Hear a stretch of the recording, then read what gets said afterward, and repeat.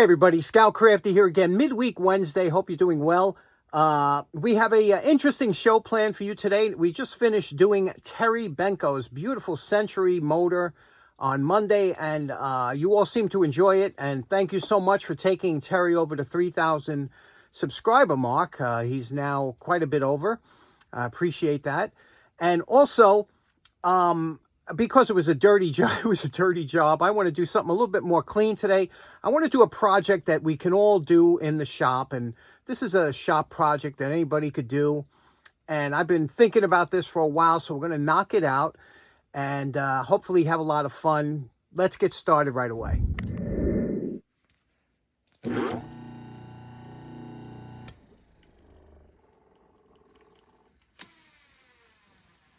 Now that was a lot of fun, wasn't it?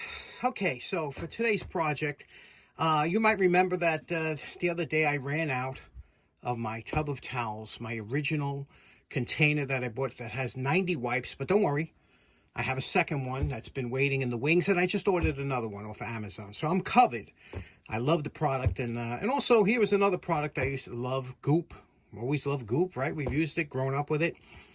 And I always thought, because these are kind of a translucent container, I said they would make a great little accent lamp for my man cave in the attic.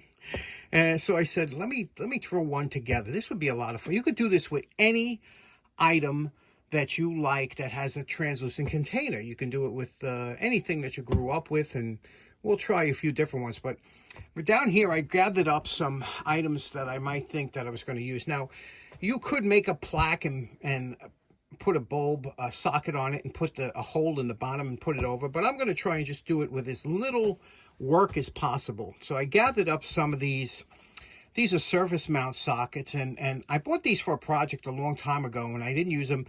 There's a problem with these, and that's that these wires are exposed. So they're exposed here. Even though it's surface mount, you got to run the wires here, so somebody could touch that and possibly get a shock. But if they're inside of this container, it's a win-win situation. So we got that.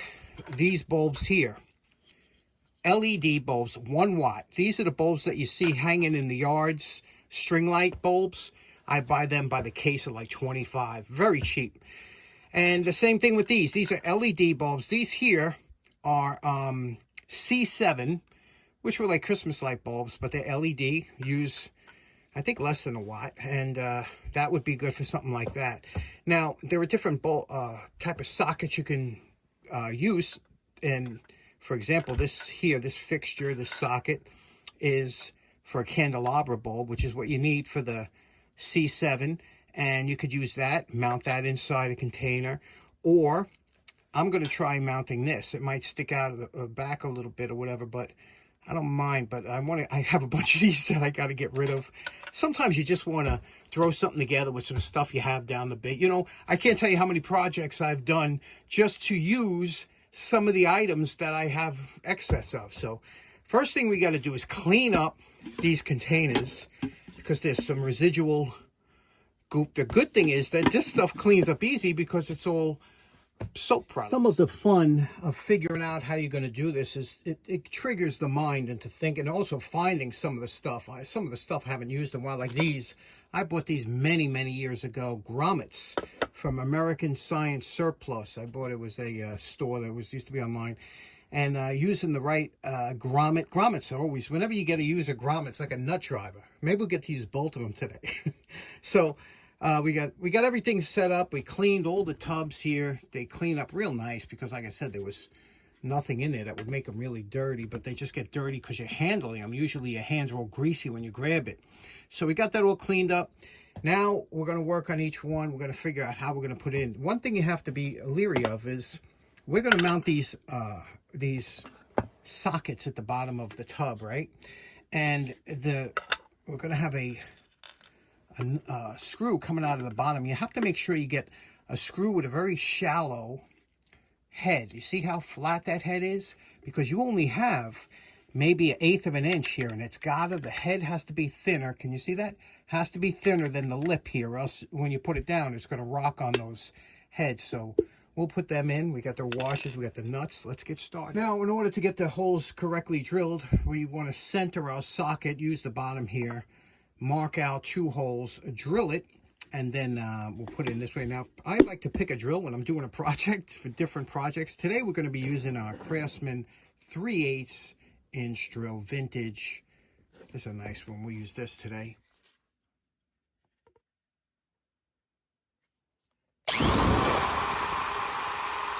Yo!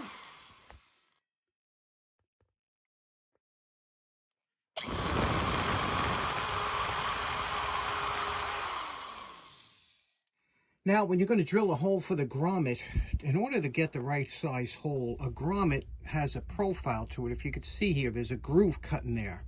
And that's the size that you want to drill. And the easiest way to do that is to take a caliper and push it into that groove here and then close it until you're just on that groove, just like that, right?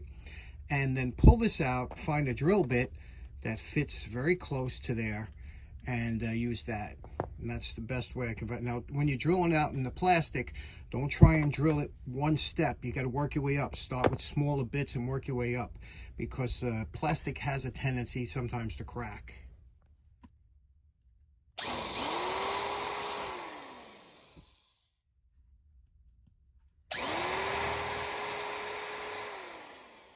Okay, now when you're ready to put your grommets in, let them soak in some hot water, as hot as you could take it, and then just leave them in there for about a minute. And then you have to squeeze them in here like this, squeeze in and around until it pops in. If you do it with the hot water, it will make for a very easy installation. And you can see it's seated nicely. And there we go, Bob's your uncle. Now, for the small goop container, what I did is I didn't want to drill any holes, so what I did is I actually zip tied the socket in here. That's solid, that's not going anywhere. And then I zip tied a piece as a strain relief so the cord can't get pulled through. And there we go, we have that in there. So then we'll put the cap on here, and that's good to go. What do you think about that, huh? Now, here's how I did the bigger containers. You could see here the socket is screwed right to the bottom here. I was able to use a nut driver, so double good day. I was also able to use my Sonoda cutters for the zip ties. So, boy, we're getting to use a bunch of stuff today. So there we go. That's all done, ready to light up. And here's the tub of towels container, same thing. Okay, there we go. That was a fun little project. And I got to stress to you that if you are going to make one of these, you got to make sure you use LED bulbs. These aren't made for incandescent. The incandescent, even a 5-watt bulb will get hot after a while and could melt it out. The LEDs you can leave on all day. They only use less than a watt each. Let's plug them in and see what they look like in the dark. Okay, here's what they look like with the lights on. And here's what they look like with the lights off. I got to tell you, this is just terrific. These make a great night light for if you're into manly kind of things. And they're lightweight. You don't have to worry about this is just great, isn't it? They throw up, believe it or not, a nice amount of light, and they're only 1 watt, less than 1 watt for this, and less than 1 watt. Just fantastic. And what do you think? I think they'd be great, especially in the shop. You leave that in the corner of the shop at night. It just really sets it off. You could use it with any container. I think you should make one of these. What do you think? Okay, next up, this morning I woke up and I see on my porch a whole box of tools and all kinds of stuff. Brian O'Hare, our good buddy Brian, stopped by and he dropped off some stuff. So I just said, well, we got a few minutes left on this video. Let's do a quick cleanup on this here. Now, let me tell you, I have a bunch of chisels. I have chisels that are meant just for woodwork, that are pristine, good steel. And then I have beater chisels. And what I use beater chisels for are all kinds of uses around the shop that, you know, you wouldn't want to ding the tip up on a good chisel. And you take one of your beater chisels. Now, this is a typical chisel that you might get for $1 at a garage sale or something. And let's clean this up. Now, you can make this into a really good chisel, but I don't use woodworking chisels all that often for that kind of. I use it for different uses, scraping gaskets, whatever it might be. You know, sometimes you have different, I just like a user chisel. And that's what we're going to take a look at this. Take a look at this. Now, you do know that a chisel isn't flat on the bottom. There's a slight convex to it. And because of that, you have to always be careful on your grind. But again, if you're using it for a general purpose tool around the shop, we can do that. Let's take a look at this here. And let's get started.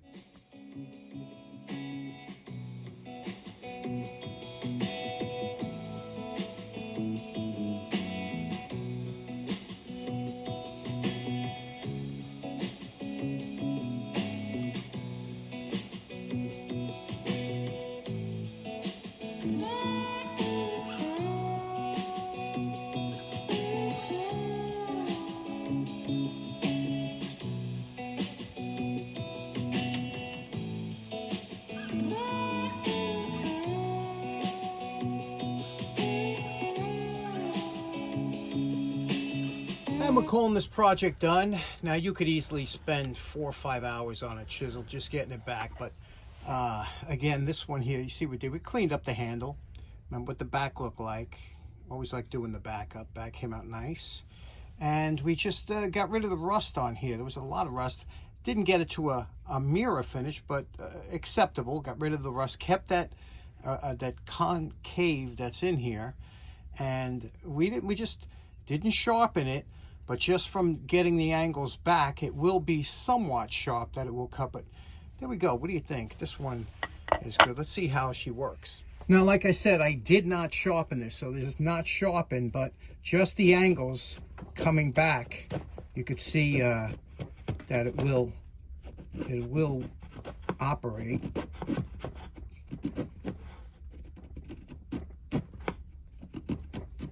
Again, that's not sharpened. Okay, so in closing, special thanks to Brian O'Hare for that great chisel. A lot of these tools that you're going to see are going to be given away at Jacktown coming up in May. So get your ducks in order and get ready to get to Jacktown in May for the spring meet. Also, we got like I said, a lot done. Let me know which lamp was your favorite, which one of the three, and we will see you again on Friday. Hope you have a great day. Take care now. Bye bye.